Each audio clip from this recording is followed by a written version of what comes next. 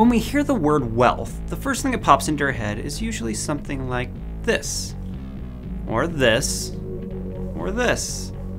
But when we're looking for a real definition of wealth, none of these are quite right. We do have a definition of wealth, and while it might sound a bit complex at first, stick with me here, because once you take a look at it, it's actually pretty easy. Wealth results from your natural freedom of opportunity to improve your existence. It has to be something you can own or use, and wealth has to be something you can buy, work for, or trade. What? Say what again? Say what again? I dare you. I double dare you. Well, we'll break it down. It'll make total sense. Free people use their minds and bodies, and they create something to improve their lives, or to improve the lives of others. The wealth created by a free person also accumulates over time and can be traded, invested, or passed on to others. Here's an example. Let's say someone writes a book. The idea comes from that person's intellect. The paper comes from trees, the printing was done on machines. Assuming at least some people want the book, then the process has added wealth. The book is valuable because people will pay money for it. When the trees were just standing there, they were just trees. As soon as they were used to produce paper for the book, they became wealth for their owner. The machines used to do the printing are also wealth because they gave people something that they wanted, information.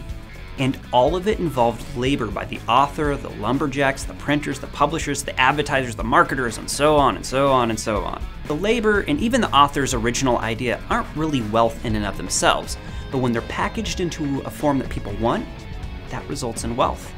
It's called labor and intellect. In other words, wealth is the product of your ability to reason. In 1820, Thomas Malthus partially defined wealth as those material objects which are necessary, useful, or agreeable to mankind. In other words, he's saying that wealth has to fill a human want or need. However, filling a want or need isn't enough. It has to be valuable. For example, air and water are things that we need, but they only become valuable in certain circumstances, usually when they're scarce.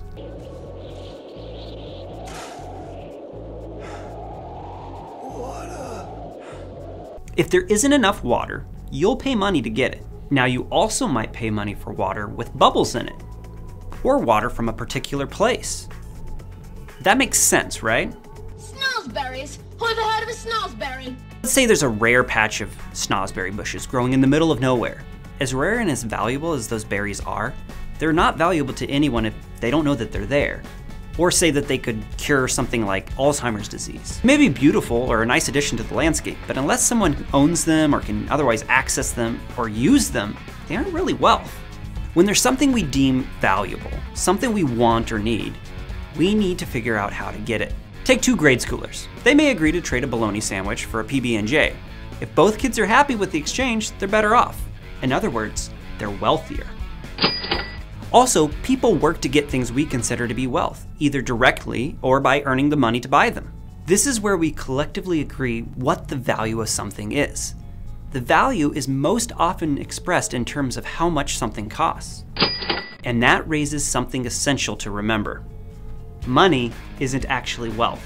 What you talking about, Willis? Money, or currency, is just a means to an end. Its purchasing power represents the ability to buy things people value.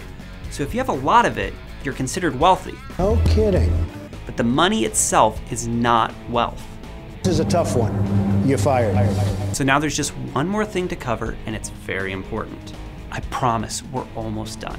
Everything we talked about so far, something is being made or provided or brought to market that was just not there before, or was not in a usable form before.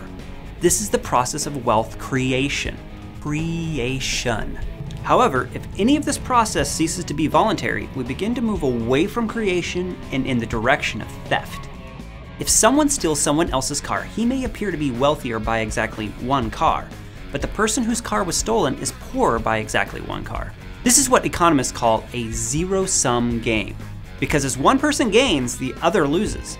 Wealth is not created, it is transferred. So if someone forces you to make something against your will, you're not creating real wealth. And that's something we'll cover next time.